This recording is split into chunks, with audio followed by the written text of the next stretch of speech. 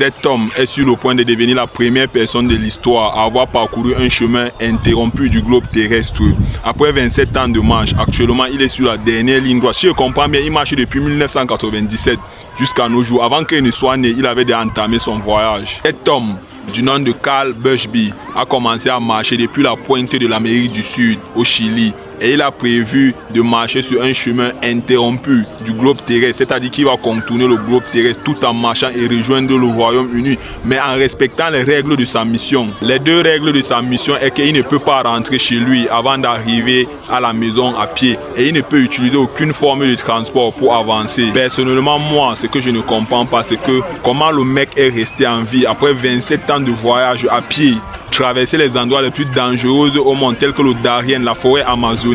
C'est où tu vas comprendre que les blancs c'est les malades mentales. Comme vous savez, l'Amérique du Sud est l'un des endroits les plus dangereux au monde. On y retrouve pas mal de choses là-bas. On peut retrouver les cartels, les passeurs, les trafiquants, les gangs, les animaux dangereux. Mais grâce à Dieu, il a survécu. La prochaine fois qu'il a dû mourir, c'est lors de la traversée Amérique vers la Russie. C'est-à-dire qu'il manquait un peu pour que Bushby rende l'âme sur un pont de glace gelée appelé le détroit de Bering. Il lui a fallu 14 jours de marche et de nage à travers des températures glaciales hallucinantes pour traverser ce pont.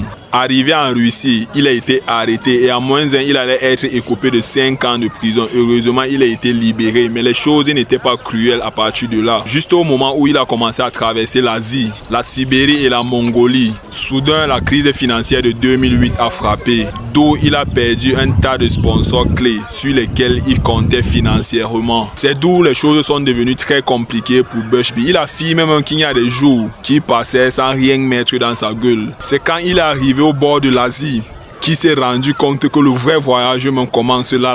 C'est où ce que l'enfer commençait même. Est-ce que vous connaissez la mer Caspienne?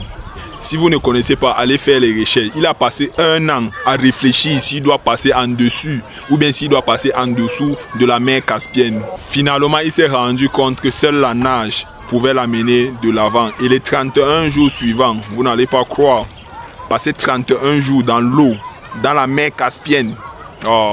Ainsi, il devient la première personne à traverser la mer Caspienne avec la nage. Il a ensuite continué à traverser l'Azerbaïdjan, la Turquie. Maintenant, il y a à peine 2 mois de cela, il est officiellement entré en Europe. Cet homme que vous voyez là a traversé les guerres, les pandémies, l'invention du smartphone même si vous voulez. C'est-à-dire que le mec marche depuis si longtemps qu'il a raté beaucoup de choses dans la vie.